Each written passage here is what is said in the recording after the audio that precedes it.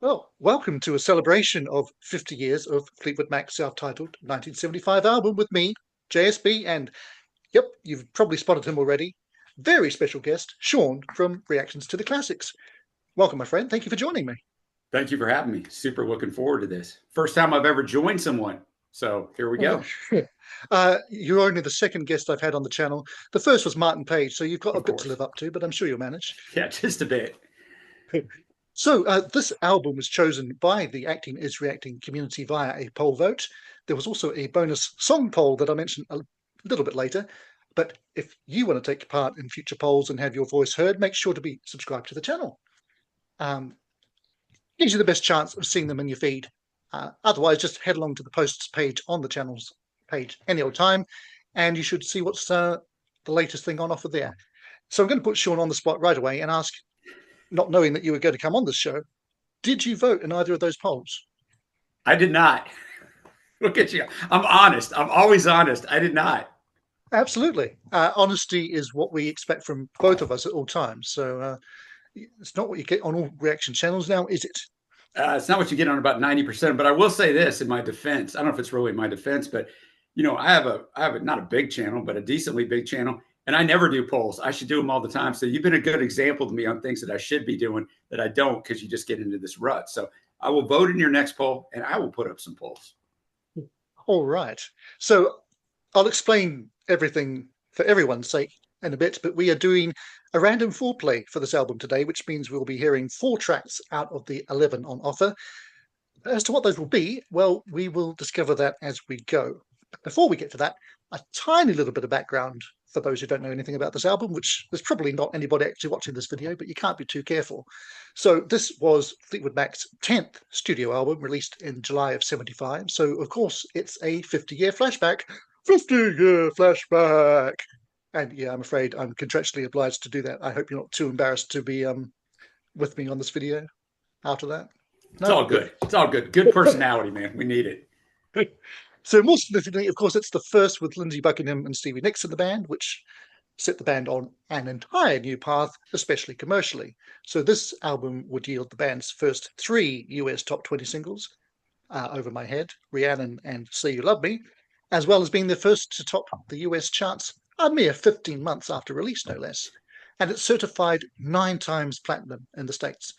Now, of course, there is a little album that's handily sat behind Shawn on his little Yeah, it thing out there is. called Rumours, and that would eclipse all of that a couple of years later. But Shawn, before we start, what are your initial thoughts on this album, and what the hell do you call it? Great question. Yeah, actually did a reaction to this back in February of 2021, so a very long time ago at the time we're filming this. And I didn't really remember much about it. I went back and listened to it a couple times in anticipation of doing this. I think it's a really good album. I don't know if it's as good as I remembered it being just off the one listen, but it's also difficult not to compare artist to artist. And Rumors is one of the 5 best albums, 10 best albums of all time. But you can definitely feel the power of Buckingham Nicks. And the songs they brought on this album were songs they were going to have for their second album of their duo, Buckingham Nicks. It never happened. So that was kind of interesting, too, that they already just brought this stuff into the fold. But I think it's a good precursor of what is to come. Yeah, I think a lot of people see it that way. It's kind of Rumours the prequel in some ways. Yeah, it had to happen first for them to get comfortable to then have Rumors. Yeah, I'm kind of a contrarian in that I actually prefer this album to Rumours. I think Wow. Rumours has some of the real big hitters, but I think cut for cut, this is just a bit more consistent. Uh, Wow. Yeah. that's my Okay. take. Hot Yeah. takes. Um, I I'm not the only one who feels this. You'll know at least one other person who feels this way. His name might be both tough. Yeah, I was going to say, Uh, I think Bo but Stark feels that way. that's a viewpoint that he told me he came around to a long time after believing that Rumours was the greatest thing ever for so many years. So things can change over time, of course. Anywho, the question of what you call this album, because it's an awkward thing when a self-titled album is not a debut. Some people call Stevie it calls it, white. yeah, the White Album. No, we're not calling it that. Stevie Nicks calls it Fleetwood Mac, which always sounds like she's having a stutter. I think I tend to call it the one before Rumours, probably. It's probably good. narrows it down. Like everybody knows you're not talking about 1969. So yeah. Yeah. Does anyone talk about that album? I'm not sure. No. Okay, so time to get to some music, at which point I should probably mention that if you're watching this on YouTube, the songs likely won't be included because of the old fun thing that is copyright, but there will be a link in the video description where you can see the full thing with the music included. That's also thanks to Shawn. Yeah. So how a random foreplay works is, I think this is simple, but Shawn, you tell me if it's not, and because I do it from my point of view, but you can represent the viewer a bit here as well. Basically, I throw the album on shuffle and we pick songs on a best of three basis. So Shawn's going to get the first pick. He gets to choose one song of the first three to come up. And believe me, sometimes that is really easy and sometimes it really isn't. So we'll see how we go. After that, it'll be my turn to pick one of three and we carry on until the end. Of course, I only get two choices on my last go because it's an 11-track album. But are you ready to find out what your options are? And do you understand what the hell's happening? I definitely understand what the hell's happening, and I hope one of my three songs that I love off this album comes up. So no pressure, but make this a good one. Well, if you have to pick the worst song or the best of a bad bunch, I don't know. We'll find out what you do. So here we go. I was going to share the screen so that people would see that I'm not just making this up, but I'm not going to because it's too complicated. So we've got Over My Head, Monday Morning, or Warm Ways. Now, I'm guessing none of those are your three favorites, but oh no, one of them actually is. Oh wow, okay. I think I know which one that is. I bet you do. You want to take a guess? I'm going to say you're plumping not for first hit single from the album, which was Over My Head. I think you're going to go for the album opener, Monday Morning. You know me very well, JSP. Sometimes better than I know myself. Yes, it's going to be Monday Morning. Let's do this. All right, here we go. This is track one of a random four. And really, what better way is there to start than with the opening track? Again, quick reminder, if you're on YouTube, the music won't be here, but it will be in the link in the description below. So you can join us there to hear. We won't be saying anything too interesting during the songs anyway, most likely. So you can safely watch it either way, depending on your preference. Right. Monday Morning is coming up right now. Have to wait for it to play in full so that it registers as a count on my iTunes library, you see. I'm a stickler for that. Yeah, you got to get that in there. So, great choice. It is, in fact, the same choice I would have made if those three had been given to me. All right. I don't know if that surprises you or not. And I think it kind of serves the same function that Secondhand News does on Rumors, a great little upbeat Lindsey rocker that sets the tone for the album. Yeah, and I think this is Lindsey in full power. He is my favorite member of Fleetwood Mac, although I would not want to hang out a second with him because he doesn't seem like he doesn't lack confidence. But this is the song I would nominate that would most fit on Rumors. You could just slide the song right into Rumors. And I don't know, hot take, it may be the best song on this album for me. I don't know. Well, interesting. We'll see if we can find you one you like more. But I guess it's time for me to make a choice. It is. Make the right one. And this could be interesting. Let's see what happens. All right. So the next three options, of which I can only choose one, are World Turning, I'm So Afraid, or Rhiannon. Again, this is probably an easy choice, but if it wasn't, I would refer back to what I mentioned earlier, which was I did a second poll, which was people's favorite song out of the four big ones, basically, from this album. And, well, Rhiannon got half the votes for that. So it would be rude of me not to play it, wouldn't it? I mean, it would be. Much as I'm slightly tempted by I'm So Afraid, I'm not at all tempted by World Turning, which is, I think, probably my least favorite on the album, or one of the bottom two anyway. Although I still like it. I like every song on this album. So, obviously this is Stevie's kind of big first contribution. Second single from the album, went to number 11. One of so many famous songs to just miss the top 10 by just that one spot. Not sure how Lindsey felt about Stevie getting that accolade ahead of him. But I think you well, probably do know how he felt about that. yeah, I've got an inkling, Yeah. uh, but I'm sure he basked in the glow of her success at the time and continues to do so. So, well, let's hear it. This is fan community's favorite song. It's the second most streamed song on this album. What is it? About half a billion, I think. Uh, and there's a really wide disparity in streaming numbers among these tunes. It's even weirder than you might think from an old album. Anyway, enough chatter. Let's hear the darn song. This is Rhiannon. Nice slow fade out. They were prefacing the 80s there. They were. All right, that was Rhiannon. That little drum snare, there was a clue as to your first choice of the next three. I don't know if that. You go, oh, well, yeah, definitely that one, or definitely not. But we'll come to that in a minute. So, Rhiannon, I've got a feeling that this might be another one of your favorites as well. It is, and I think the highlight of the song, ironically, I think Stevie does a great job, but it's the arrangement, it's the production.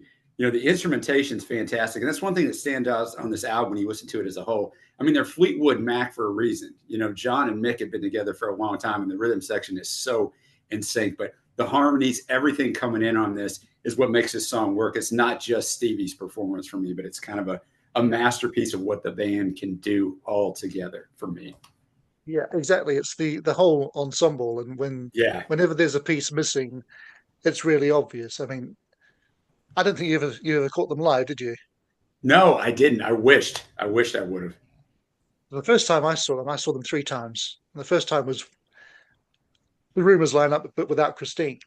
And then I mean, they were amazing, and that's when I really first realised that Lindsey is incredible, and I'd kind of underrated him for a lot of years.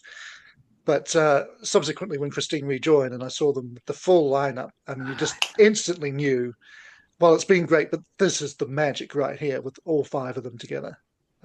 Jealousy that, man. Yeah, that had to be fantastic. And at least with Christine gone, they didn't have to replace her with Lindsey gone. Anytime he leaves, they have to replace him with two people to even have an attempt to carry on. So.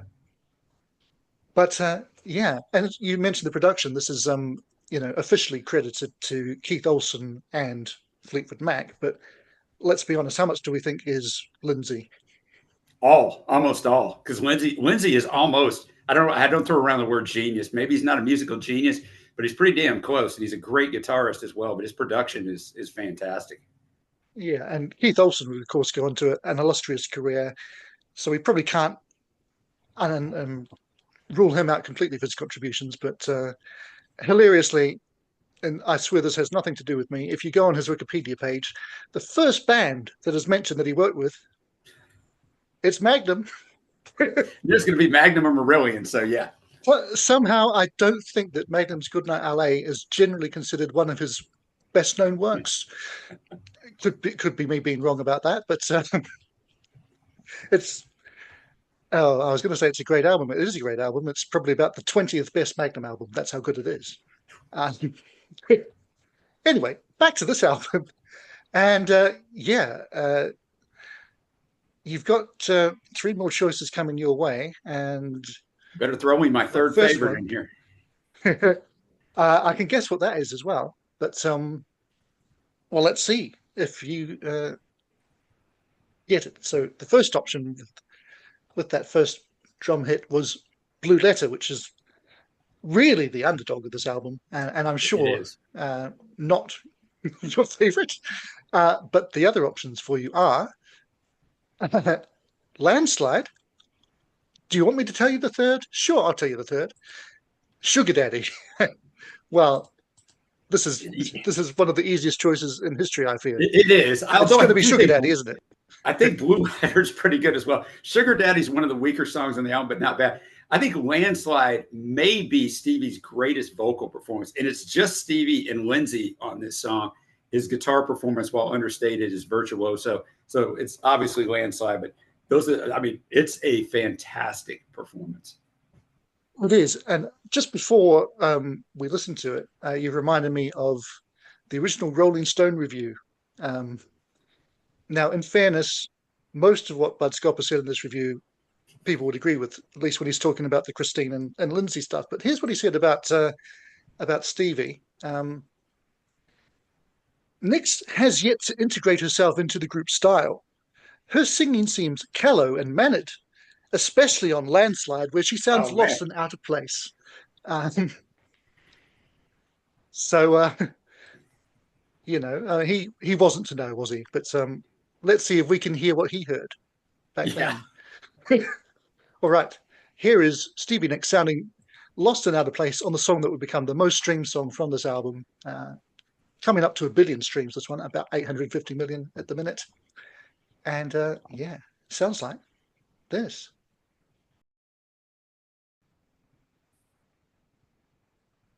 Right? Do we agree with ourselves that that's great, or do we agree with Bud that Stevie sounded lost and out of place on that?